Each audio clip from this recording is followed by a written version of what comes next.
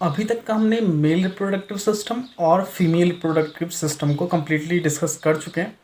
अब बात करते हैं गैमेटोजेनेसिस की। हम बात कर रहे थे पहले गैमेट्स की। गैमेट्स क्या होते हैं? मेल और फीमेल से जो प्रोड्यूस होते हैं, जो सेल प्रोड्यूस होते हैं, haploid cell, half number of chromosome contain करने वाले सेल, और जो कि जिनके आपस में फ्यूज़न होने से एक नया फोइटस या फिर बेबी फॉर्म होता है जिनसे। ओके, वो सेल कौन से थे? स्पर्म और ओवम सेल थे, जो कि मेल और फीमेल रिप्रोडक्टिव पार्ट से क्या होते हैं? फॉर्म होते हैं। ओके, तो अब बात कर रहे हैं उनकी फॉर्मेशन की, गैमेट्स के फॉर्मेशन की, जिनको हम बोलते हैं गैमेटोजेनेसिस। ओके, तो गैमेटोजेनेसिस क्या है? Formation of male and female gametes. Male and female gametes की फॉर्मेशन को हम क्या बोलते हैं? गैमेटोजेनेसिस। अब गैमेटोजेनेसिस मेल में क्या फॉर्म होते हैं? स्पर्म सेल होते हैं, और फीमेल में ओवम सेल, ओवा सेल फॉर्म होते हैं। ओके, तो मेल में हम स्पर्म सेल के फॉर्मेशन को क्या बोलते हैं? स्पर्मेटोजेनेसिस। एंड फीमेल में हम ओवम सेल या ओवा सेल की फॉर्मेशन को हम क्या बोलते हैं? oogenesis। ओके, तो बात करते हैं सबसे पहले स्पर्मेटोजेनेसिस की। स्पर्मेटोजेनेसिस, स्पर्मेटोजेनेसिस मतलब फॉर्मेशन ऑफ स्पर्म सेल। अब फॉर्मेशन ऑफ स्पर्म सेल ये हो कहाँ पर रही है? मेल की बॉडी में हो रही है, रिप्रोडक्टिव ऑर्गन पर हो रही है। डिस्कस करते हैं थोड़ा सा कुछ पॉइंट में इसमें। Sperms are produce in seminiferous tubule in testis, ये हम डिस्कस कर चुके हैं। सेमनीफेरस ट्यूब्यूल्स वगैरह स्पर्म्स जो होते हैं कहाँ पे फॉर्म होते हैं? सेमनीफेरस ट्यूब्यूल्स के अंदर फॉर्म होते हैं। प्रोसेस स्टार्ट एट प्यूबर्टी, और कौन सी एज में स्टार्ट होती है? प्यूबर्टी एज में स्टार्ट होती है। Male germ cell play the primary role in the process. इस प्रोसेस में जो मेल जर्म सेल हैं वो प्राइमरी रोल प्ले करते हैं। यह फिगर स्पर्मेटोजेनेसिस का ये आपको दिख रहा होगा, टेस्टिस के पार्ट से आपको दिख रहा होगा कि कैसे इसकी फॉर्मेशन होती है स्पर्म सेल की। अब इस प्रोसेस को हम देखते हैं step wise. So this is the process of spermatogenesis. First, the male germ cell spermatogonia divided the process of mitosis. Mitosis मतलब diploid cell to diploid cell से डिप्लॉयड सेल फॉर्म होती है। Okay, same number of chromosome से same number of chromosome cell form होती है। First mitosis हुई male germ cell में, spermatogonia में, एंड उन्होंने क्या बनाया? प्राइमरी स्पर्मेटोसाइट्स सेल बनाए जो कि डिप्लॉयड सेल है। ओके, इन डिप्लॉयड सेल में मियोसिस फर्स्ट हुई। मियोसिस क्या होती है प्रोसेस? डिप्लॉयड सेल से हाफ नंबर ऑफ क्रोमोसोम वाले सेल, हैप्लॉयड सेल फॉर्म होना। ओके, तो डिप्लॉयड सेल से मियोसिस फर्स्ट हुई तो क्या फॉर्म हो गए? Secondary spermatocyte cell. ओके, ये क्या है? हैप्लॉयड सेल है। अब रिदम है मियोसिस फर्स्ट से मियोसिस सेकेंड होगी। मियोसिस सेकेंड हुई तो हैप्लॉयड सेल से 2 सेल से 4 सेल बन जाएंगे क्या? स्पर्मेटिड के। ओके, वो भी हैप्लॉयड होंगे, और वही स्पर्मेटिड फॉर्म होंगे, और किस में फॉर्म होंगे? स्पर्म सेल में फॉर्म होंगे।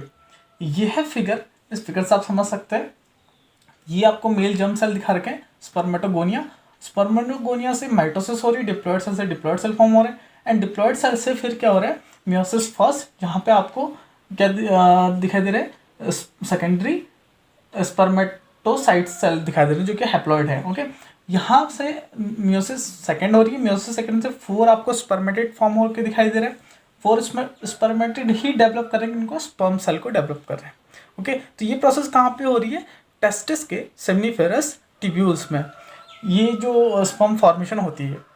अब हाउ आर स्पर्म रिलीज, कैसे स्पर्म रिलीज होते हैं बॉडी से बाहर मेल की। ओके, तो बात करते हैं वो एक चार्ट के थ्रू कि सबसे पहले फॉर्म कहाँ पे होते हैं? सेमनीफेरस ट्यूब्यूल्स पे, टेस्टिस पे सेमनीफेरस ट्यूब्यूल्स पे।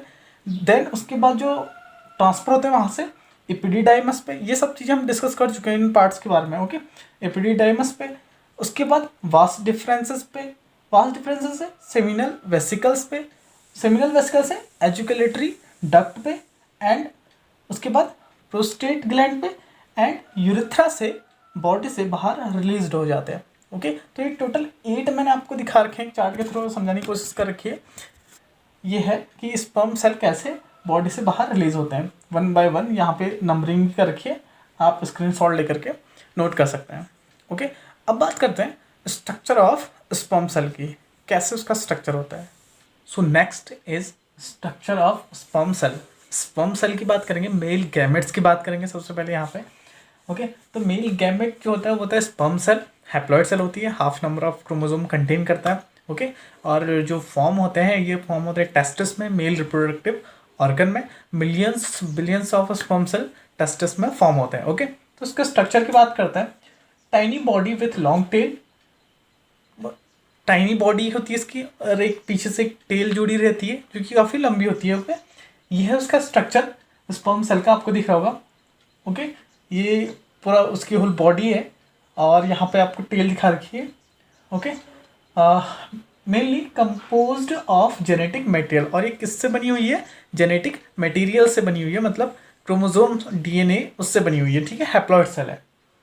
पार्ट्स की बात करते हैं इसके, पार्ट ऑफ स्पर्म सेल, इसको हम डिवाइडेड कर सकते हैं 4 पार्ट पे।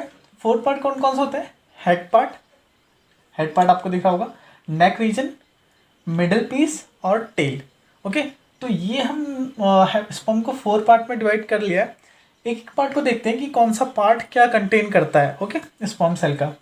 तो सबसे पहले हेड पार्ट, जैसा आपको दिख रहा होगा, ये पार्ट जो है ये हेड पार्ट है स्पर्म सेल का, covered by a cap acrosome. ये कवर्ड होता है, किससे क्या कवर्ड होता है? एक्रोजोम पार्ट से कवर्ड होता है, जिसको एक्रोजोम बोलते हैं हम, कैप से। Okay, contain elongated haploid nucleus. ये कंटेन क्या करता है? हैप्लॉइड न्यूक्लियस को कंटेन करता है। हैप्लॉइड न्यूक्लियस मतलब हाफ नंबर ऑफ क्रोमोसोम वाला न्यूक्लियस। हमारी बॉडी में टोटल 46 क्रोमोसोम होते हैं। जिस सेल में 46 क्रोमोसोम होते हैं उस सेल को डिप्लॉयड सेल बोला जाता है, और जिसमें हाफ होते हैं, मतलब कि गैमेट्स आपके मेल के स्पर्म और फीमेल के ओवम सेल, इसमें हैप्लॉइड सेल ये हैप्लॉइड सेल होता है। और इनमें क्रोमोसोम कितने होते हैं? 23 क्रोमोसोम। ओके, तो हेड रीजन पे एक्रोजोम वाले पार्ट पे कौन सा क्या होता है? न्यूक्लियस कंटेन होता है, न्यूक्लियस में क्रोमोसोम होते हैं। ओके, नेक्स्ट है नेक रीजन। नेक रीजन आपको दिख रहा होगा, छोटा सा रीजन, ये जोड़ता है हेड रीजन और मिडिल पीस को। ओके, ये नेक रीजन है। नेक्स्ट है मिडिल पीस। मिडिल पीस आपको दिख रहा होगा, कंटेन माइटोकॉन्ड्रिया। ये कंटेन क्या करता है? माइटोकॉन्ड्रिया कंटेन करता है। आपने देखा होगा सेल का जो एक सेल ऑर्गेनेल्स है माइटोकॉन्ड्रिया। माइटोकॉन्ड्रिया को क्या बोलते हैं? Powerhouse of the cell बोलते हैं। ओके, ये क्या प्रोवाइड कराता है? Provide energy for sperm mobility. Sperm को मोबिलिटी देने के लिए उसको एनर्जी प्रोवाइड कराता है। किस लिए? कि वो लोकोमोशन प्रॉपर कर सके। ओके, नेक्स्ट है लास्ट में टेल। टेल आपको दिख रही होगी, थोड़ा लॉन्ग रीजन है और काफ़ी थिन है, पतली है। Okay, help in sperm mobility, और ये क्या करती है? स्पर्म को स्विम कराती है।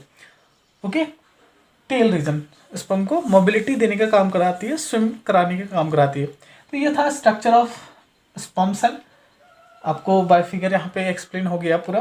ओके, अब बात करते हैं हम स्पर्मेटोजेनेसिस हमने बात कर ली, अब हम बात करते हैं oogenesis के बारे में।